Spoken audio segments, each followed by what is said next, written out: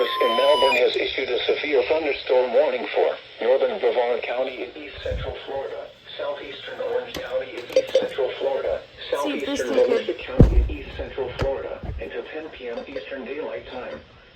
At 9:02 p.m. Eastern Daylight Time, severe thunderstorms were located along a line extending from near Oakville to near Christmas, moving east at 30 miles per hour.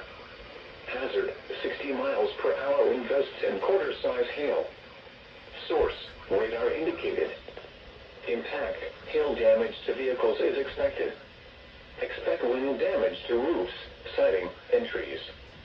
Locations impacted include Titusville, Wedgefield, Oak Hill, Port St. John, and Christmas. For your protection, move to an interior room on the lowest floor of a building. Large hail and damaging winds and continuous cloud-to-ground lightning is occurring with these storms. Move indoors immediately. Lightning is one of nature's leading killers.